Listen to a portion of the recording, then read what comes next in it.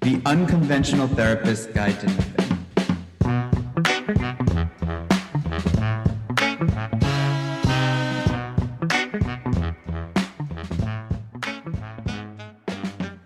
Hey everyone, we are the Unconventional Therapists, and this is your guide to nothing, where each and every week we take a topic, theme, or thing, overanalyze it, and make it all make sense in the scheme of life, living, and mental health.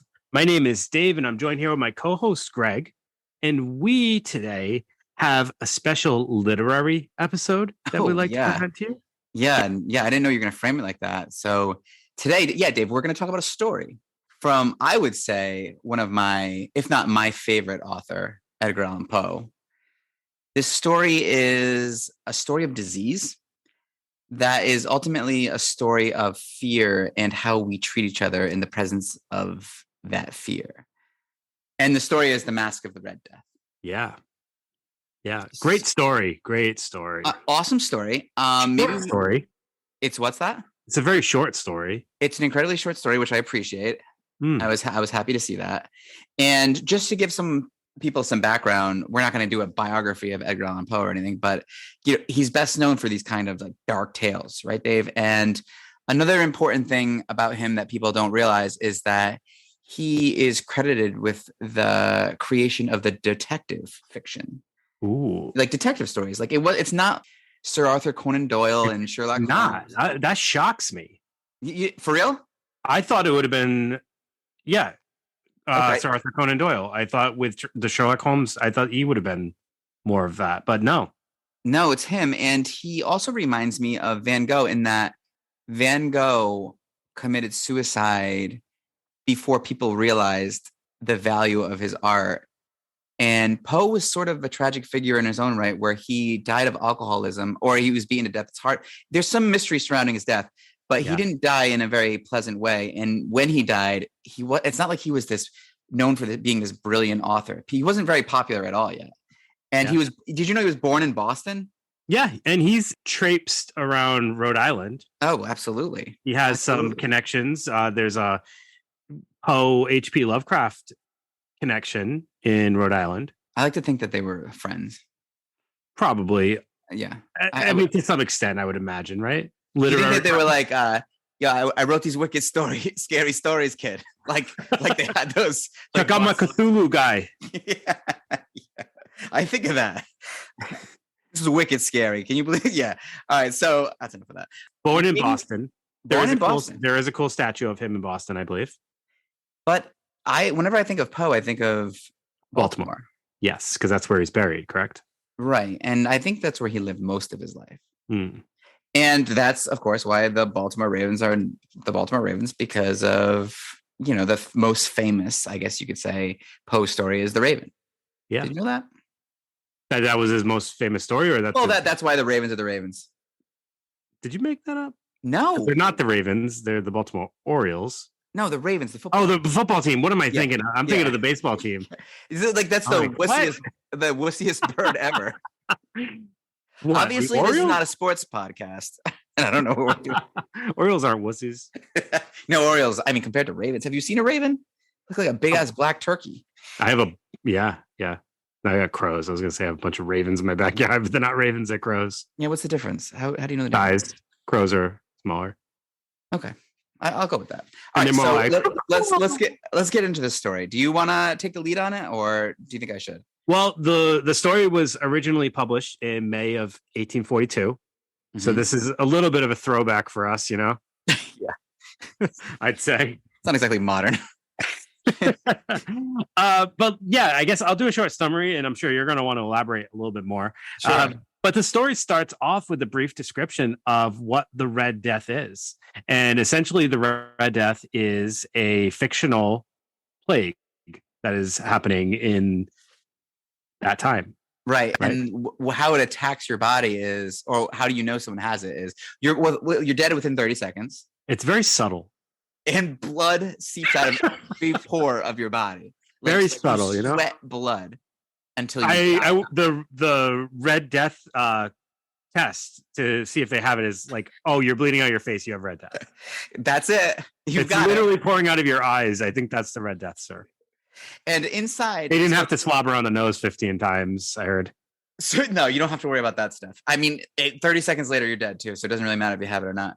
You're waiting for your test to be negative or positive, and you just pass away. Yeah, there's a line of all right. He's positive. He has it. The pile of blood. So this is what's going on outside the walls of a great city, or I guess it's just a castle, right? It's actually an abbey. Oh, okay, an abbey. Different than a castle, and some feel that might be intentional, but because an abbey is more of like a religious structure, right? Sure, yeah. But this is not a religious person. This Prospero, who lives in the abbey, I believe he lives there, I would assume. And Prospero decides that while this horrible plague is happening outside of his home, he's going to take some of his friends, and they're all like well-to-do individuals, and they're just going to lock themselves within the abbey and forget about what's happening outside of there, and they're going to have a giant masquerade party. Yeah, they're going to do TikToks and shelter in place. TikTok dances, yeah. So I mean, this is their sort of quarantine and cosplays. Yeah, they're going to have a cosplay quarantine, and they're going to have this huge masquerade ball. And something that sticks out to me about this, and this shows up later, is that there's 7. This is in a 7 apartment abbey. 7 apartments. Yeah, which I'm not sure exactly what that means. In an abbey, there's 7 apartments in this abbey. I think that he was trying to squeeze that in for a reason that we'll talk about later. So he does take we should talk about it right now, actually, because he takes an extended amount of time to describe the 7 rooms. And it's notable to say that, the shapes matter in Poe stories, from what I understand. And there's all these twists and turns, I guess you would say, or angles of the building, and the way that they go together. It's not like this seamless line. They're like, I don't know how to describe it. Do you know what I'm saying? Like, I know exactly what you mean. Yeah. The way that the rooms are ensembled, it's like they're not just lined up. It's like twists and turns to get into the rooms. It sounds like. I was wondering as I was reading it if it had any correlation with Dante and the 7 circles of hell, and how the deepest circle of hell, that's where Prince Prospero would be, because his sin, and the greatest sin, according to Dante, is pride. And Prospero, prosperous, pride. I think that all kind of goes together. That's a great assumption or hypothesis. From what I understand, Poe never really does state what the purpose of, like, why 7 rooms. The other thing we didn't mention, each room has a different color. So there's a white room, an orange room, a violet room, a blue room. Greg, help me out here. The black room. Yellow. Is, did I say yellow? The final room being a black room with scarlet windows. Maybe teal, coral, salmon. Yeah. No, and then like you said, the 7th room is black and red, not just black. So it's red. Red being red as in death. Black also signifying, death in a way, or an end of something.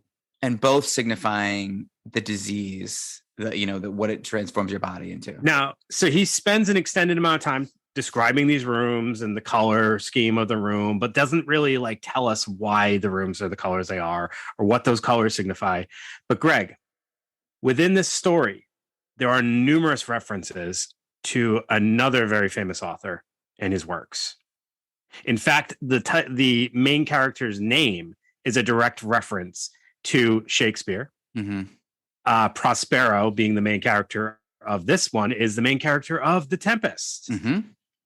And that's significant for a reason. But for the 7 rooms, there is reference to 7 stages of life in the Shakespeare's play As You Like It. Oh, okay. So 7 is an important number. Yes. And, just considering the homage he's already paying to Shakespeare within this story, it's, curious whether he was referring to another Shakespeare work with the 7 or if there was other significance. But I think it's also very open to interpretation. Well, now that you're being super fancy and commenting on little things you picked up on the story, something I couldn't really understand until now, I'm starting to think about it, is he puts a lot of significance on the sound of the clock. The music Greg, style. We didn't mention the clock yet. In the final room, in the black and red room, there is a large clock, which is dinging every hour. And as the masquerade which is, going to ensue, as the masquerade is going on, every time that clock dings, the party comes to a standstill and everybody listens to this ominous ding. Right? Yeah. And to me, it's like, what are we talking about here when we're talking about time? Are we talking about these people are on borrowed time? Is that so? There's some significance with time. Can I give you my thoughts about this? Sure. So let me actually hold off. Let me get back to this because I think we should get through the story. And let's get through the story and we can get through like kind of picking it apart later. Because I think it will make more sense as we go along. So the masquerade happens. Everybody's dressed, in their costumes, and a strange figure appears. Uh-huh.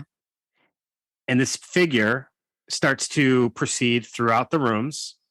And Prospero follows this person, demanding them to stop, but they don't, right? They just continue, and nobody can seem to stop this person, nor do they try to force them, right? Right. And then when Poe describes this person, Prospero's upset because it's almost like he feels that this person is mocking what's going on outside. Like all of a sudden he's offended that this person is dressed up almost as the Red Death. It's like he's almost this tall, menacing figure with this scary mask and this, stiffened corpse-like body. But Prince Prospero doesn't realize that just the way he's existing, just the way how he's like ignoring everything that's going on outside, he's making a mockery of it as well. Like he's not doing anything to help. He's really just as guilty as this person. So what happens with this guy, this mysterious figure? Prospero confronts this individual, correct? Mm-hmm. And it instantly, correct me if I'm missing something in between, but falls to his death. Collapses, correct? Collapses immediately. And the crowd, seeing what's going on, now all of a sudden they have the courage to attack this figure, and they run up to this figure and they remove his mask. And in the seconds that follow, they realize that there is no mask and that the Red Death is now upon them all. Yeah. And 30 seconds later, you have to assume they're all dead. Yes. Which is just a crazy story, right? It's it reminds me of so many things. Like I want to get into it. So one of the things that I think seems apparent about this figure that comes into the room that represents the Red Death or represents death, he also represents ignorance in a way of Prospero. So Prospero knows that this thing is going on outside of his home, outside of the Abbey, and decides to ignore it. That it's almost like he's like, that's for peasants. Like that can't affect my class. It's like this entitlement that he has. Oh, absolutely. Thinking like that that can't affect us. So we're gonna lock ourselves in here, and we're just gonna, we're gonna kind of benefit from our wealth and our ability to kind of shut all that out. But you never know what you're inviting in. And I mean, it's like, what it really reminded me of, and this is so relevant to today. We were in lockdown, and this is probably going to, bother some people to hear this, but it is what it is. We were in lockdown, and we were getting all the warnings about holiday gatherings, and we just have to sacrifice this holiday and not visit family, because if we do, potentially we could get everybody sick. And for those who didn't heed that warning, a lot of people ended up getting sick after the holidays, right?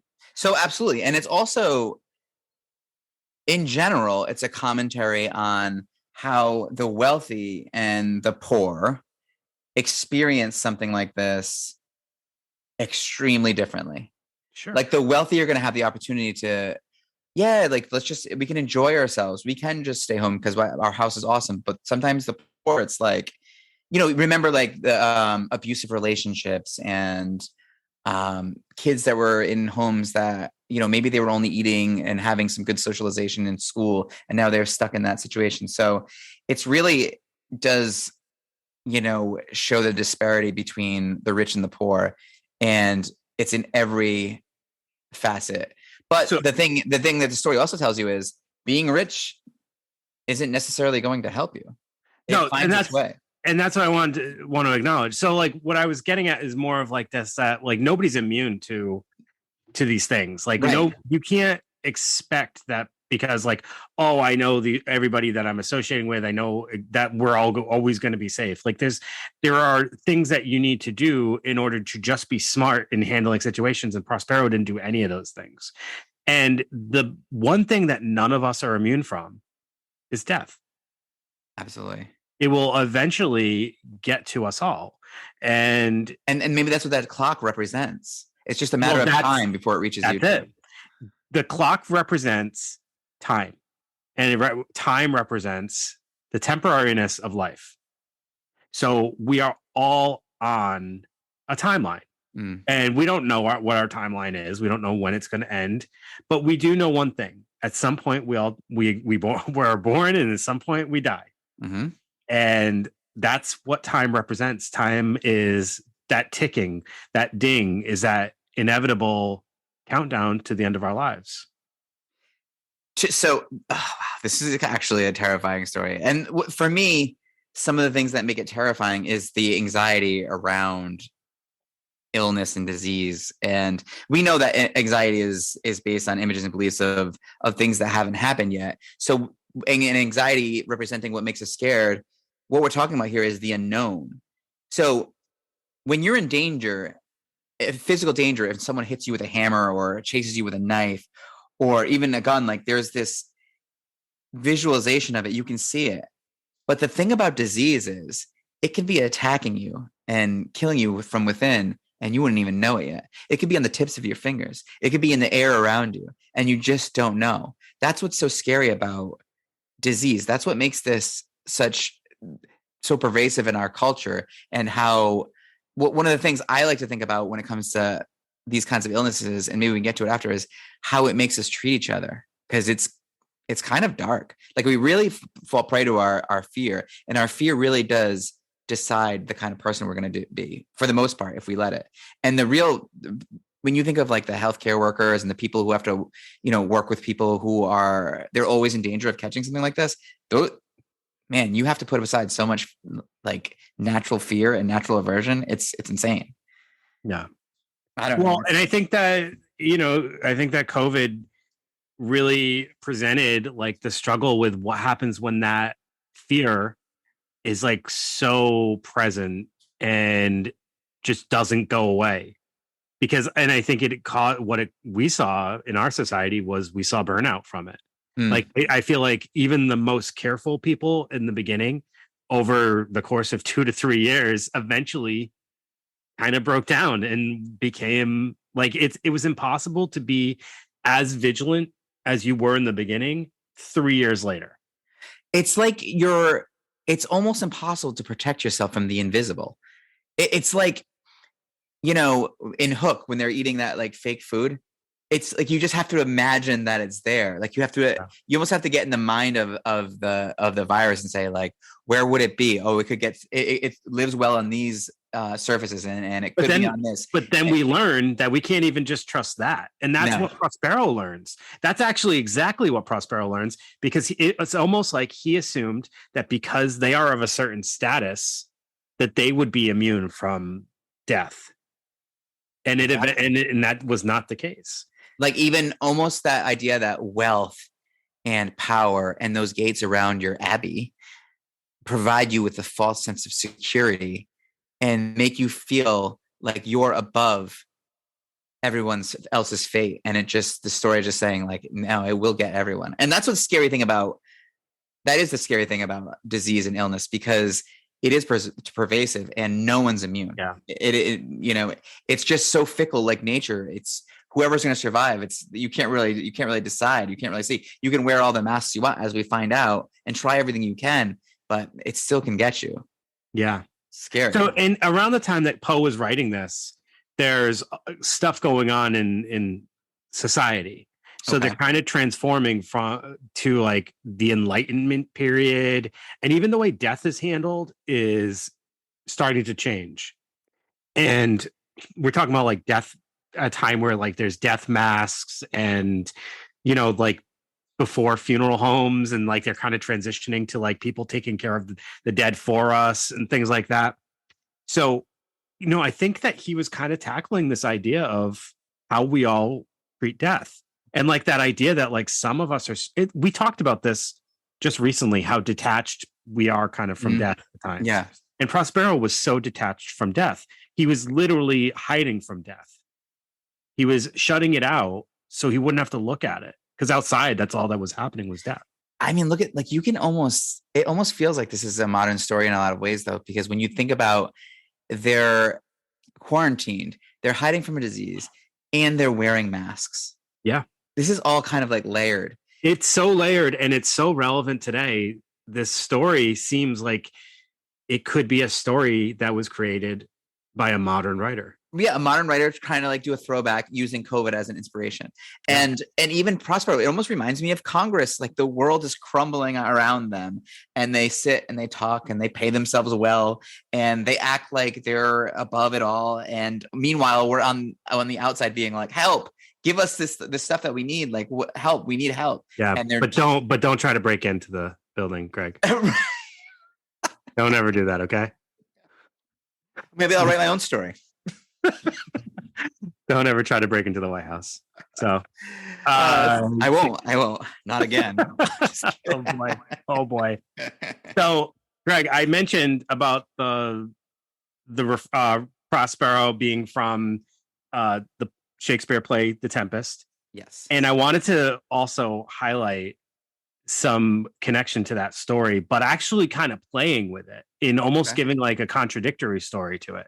So in the play The Tempest, Prospero is, do you know the story, Greg?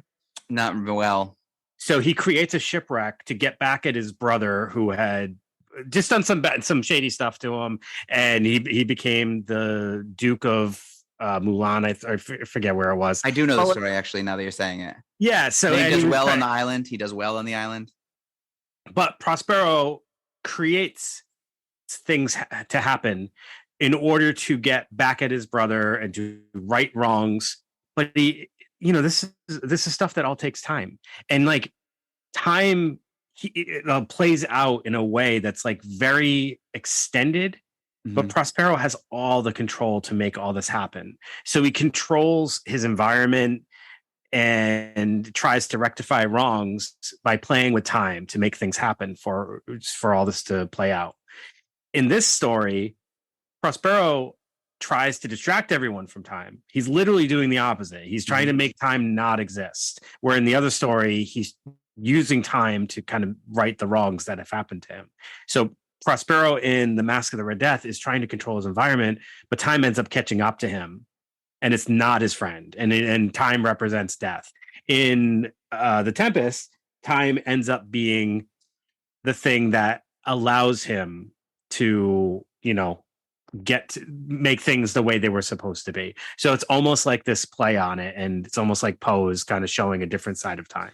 And it's almost like it's a good point that you're bringing that up, because time also represents the inevitable. And in this story, Prospero is trying to cover up the inevitable, and the inevitable is death. Yes. So it will get you. Disease, death, whatever it is, will find you and it will get you. You can't hide from it. Yeah. I wanted to talk about some modern, I guess, outbreaks that made me like that. This made me think of. There's a few that have just been so devastating. Spanish flu, for one. That was like right after World War I, where so many young people died. There was the Spanish flu that killed 17 to 50 million people. Now that was 500 million people were affected. And that was back then, that was a third of the population. The population was much less. And the mortality rate was much higher with young people. So after all those young people died in World War I, all these other young people died of the Spanish flu. And the planet, I mean, where the population was so low. I mean, we're down to like, just over 1 billion. And what's the population right now? Almost 9 billion. Yeah. I mean, that's wild. And then yellow fever in Philadelphia in 1793 it's like this huge outbreak where 5,000 people die and there's only 50,000 people in the city. It's incredible. And when you think about what that must have been like at a time when people didn't even understand microbiology, they're trying to like, what is going on? How do you chase the invisible? It's such a scary thing. And this thing in Philly had to do with, refugees and slaves. And I sometimes wonder, the fear that disease provides, is that what makes people xenophobic? Is that Right. one of the original things that cause racism? Didn't we have that conversation when we were talking about, well, I don't know actually if we touched upon that aspect of it, but that reminds me of HIV. Oh, when did we talk about HIV?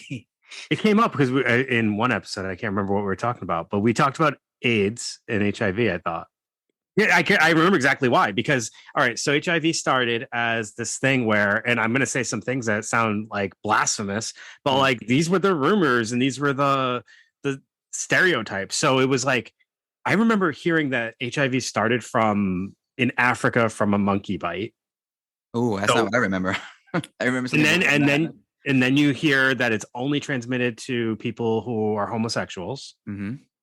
And it's like, so right off the bat, it's like you have these two stereotyped groups and ostracized groups that are going to be blamed for AIDS and HIV. And it was like so taboo. It was so taboo. And this is why I remember talking about it. And maybe this will jog your memory. There was a young white boy, Ryan White, in the 80s who contracted it. And suddenly it was like, oh no, this is a tragedy. It's like, yeah, this has always been a tragedy. It's always been a tragedy. Yeah, like a young hemophiliac. There was like a made-for-TV movie. A hockey player. Yeah, he was a hockey kid, and I forget exactly. Yeah, but it's like we all became so much more aware of it suddenly. But yeah, I think if that hadn't happened, I mean, eventually it would have happened.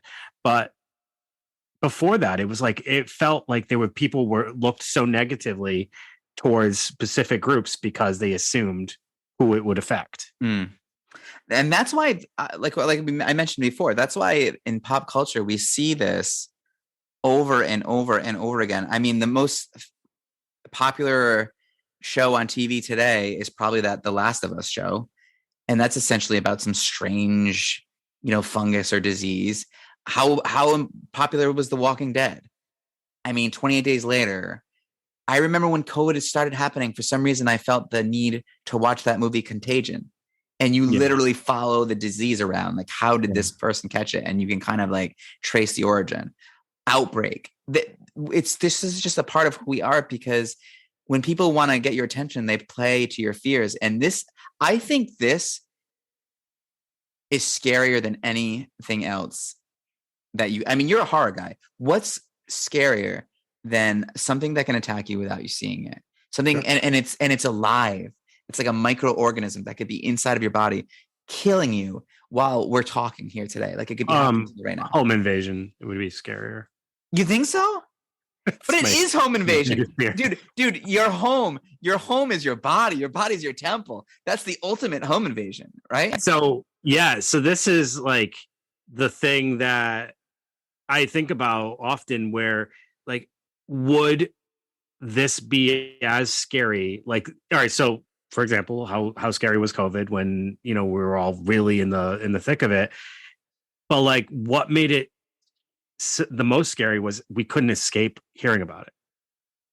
And I wonder if that fear was as intense before media was like so easily accessible and kind of constantly surrounding us. Like, I wonder if when the Spanish flu was going on, well, I know there was like in newspapers and stuff like that, but like people could take a break and live their lives to some extent. Right. So you're bringing up an interesting thing. And I think it is something to do with knowledge, because the more we knew about COVID, sort of the more comfortable we came with it. But just knowing that there was a thing called COVID and we weren't quite sure what it could do yet made it a lot more terrifying. Well, yeah, actually, like just hearing about it and its spread was terrifying at the beginning. Like that was absolutely like, oh my God, it's literally everywhere. But then they started to tell us like, oh, well, this is how it works. And yeah, okay. All right. As long as I avoid that. All right. If I avoid that. I mean, it played with us all and it still does. Like we still don't fully get like how it operates sometimes. Sometimes it makes zero sense. Yeah. I But think we you're should be right. more afraid of the stomach bug lately. I had the stomach bug this past week. That's something you want to watch out for. It's going around. It's going around. Yeah, but like, as soon as you're right. As soon as we started to get a better understanding of how it works, it suddenly felt less scary. And then if you go even further though, and you have no knowledge about it at all, you're back to that thing where it's you live your life. Sometimes people die young. Sometimes people die really old, and it's just all part of life. And giving it a name made it a lot scarier. Sometimes I thought about that when it came to COVID. Like it's still true that we live in a world that can be dangerous, and navigating your life is still it's still that existential thing. It's, what do you want to do about it? Like, are you going to end, we're all dying. Like you said earlier, let's not forget to live. Yeah. But that's the thing. Sometimes we get caught up in that thought that like, I got to do everything I can do to avoid dying, that we forget that sometimes prohibits us from being able to live. It's a line. It's a really interesting line, because then like you were talking about before, like our responsibility to others.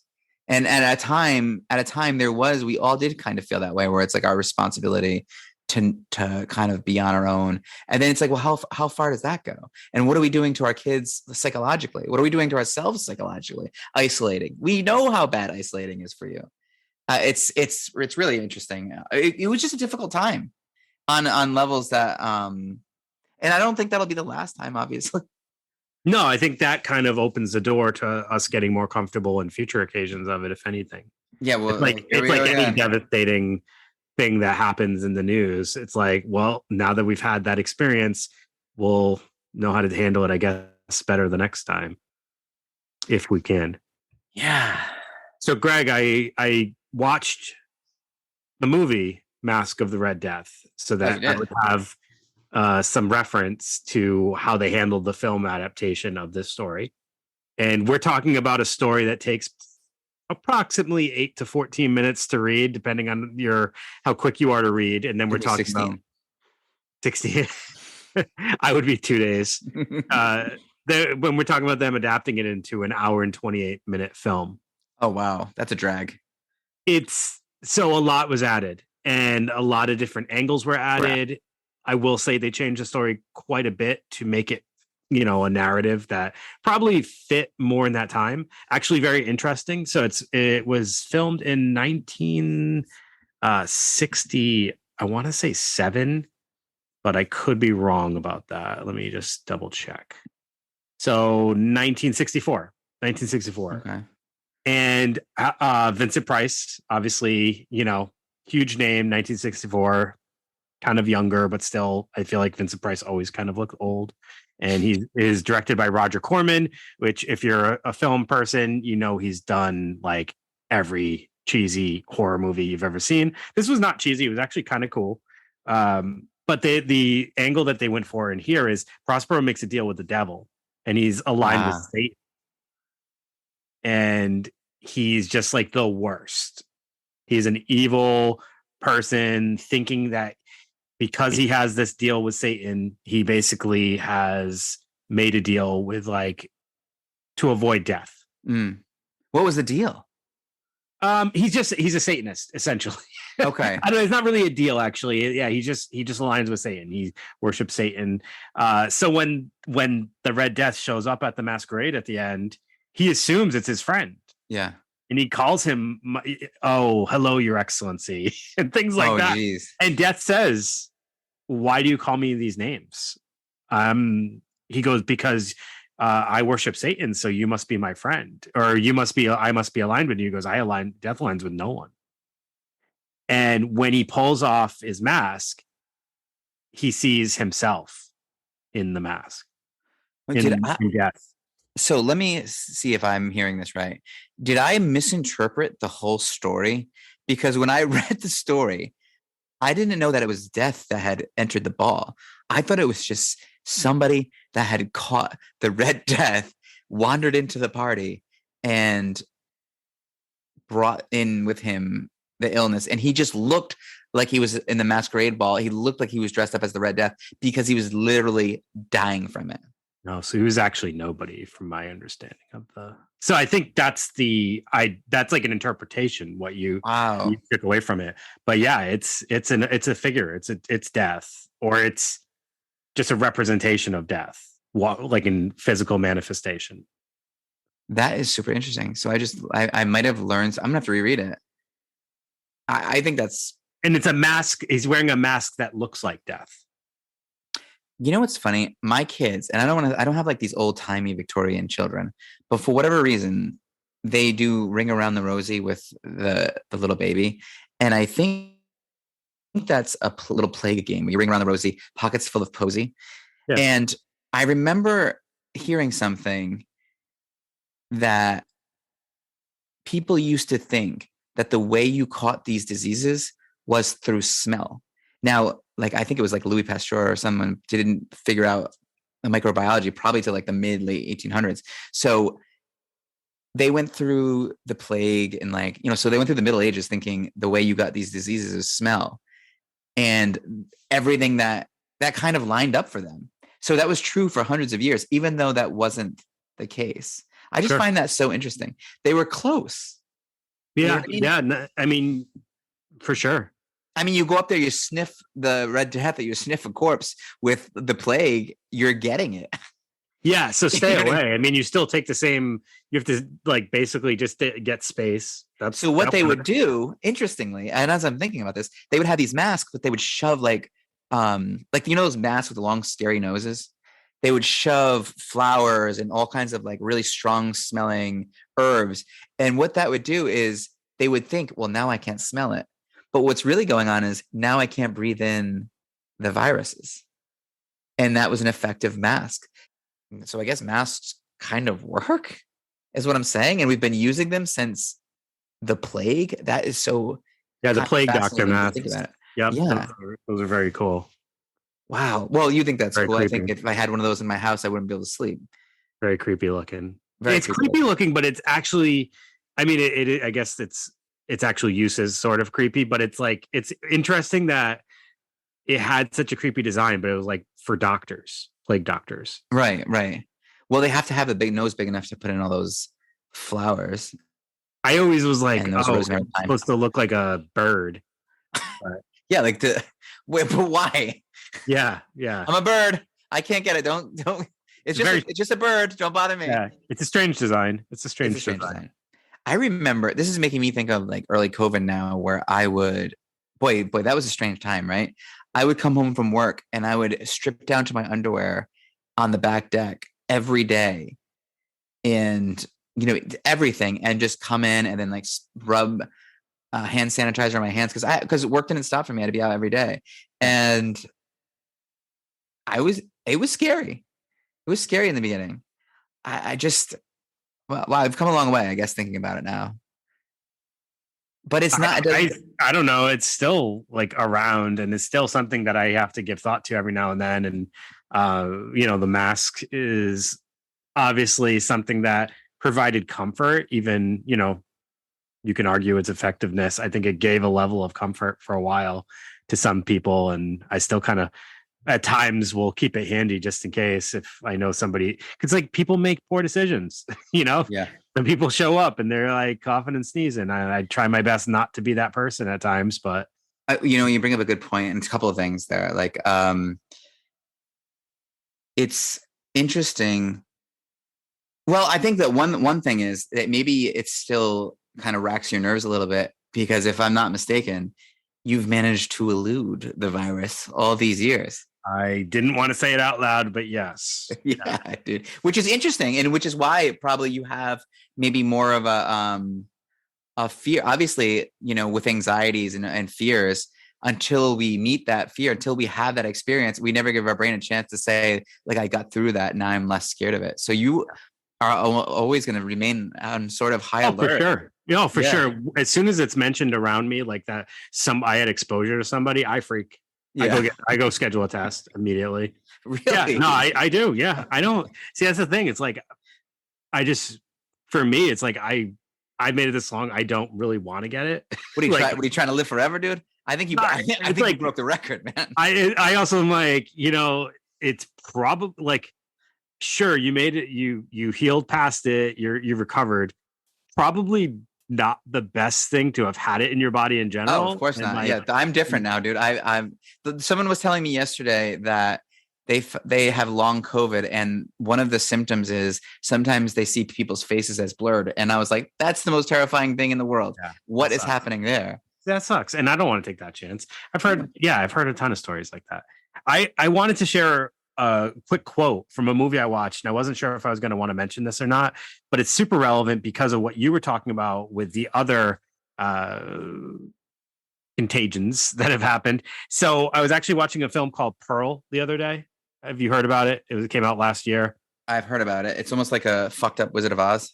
It's a it's a prequel to a movie by Ty West that came out called X. So this is like a backstory of one of the people in the story, but it takes place in 1913.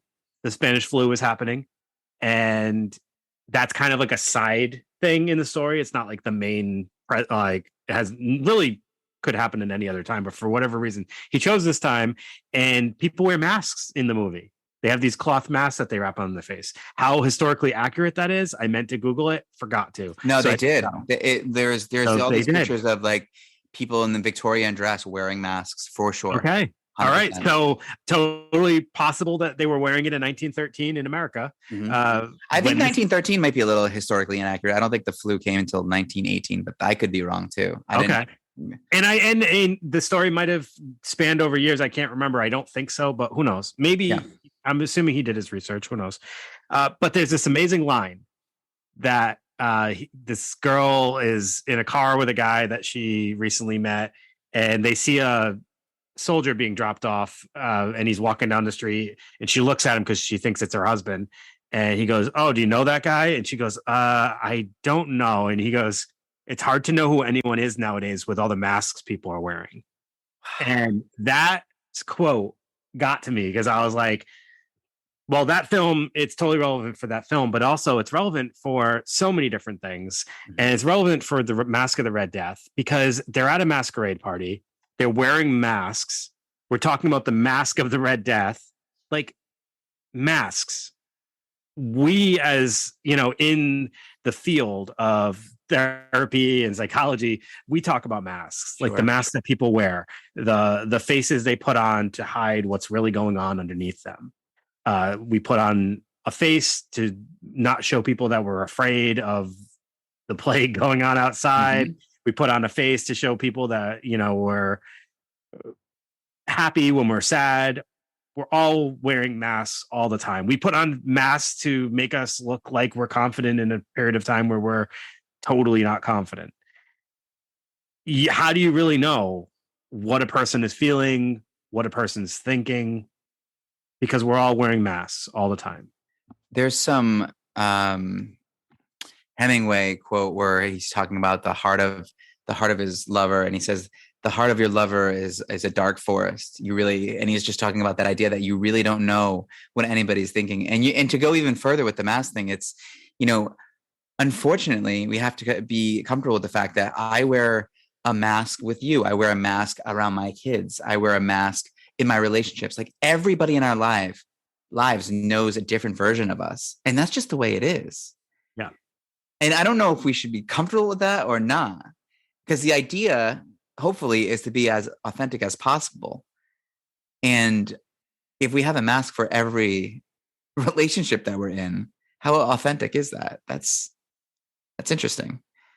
I think that another thing that I think of when it comes to this stuff is I remember when COVID was just started happening, I was reading a lot about this Spanish flu and what they were this stuck with me. What they had regretted the most after it was all done was, and this was a different time, obviously, but people regretted and were embarrassed by the way they treated others in their fear.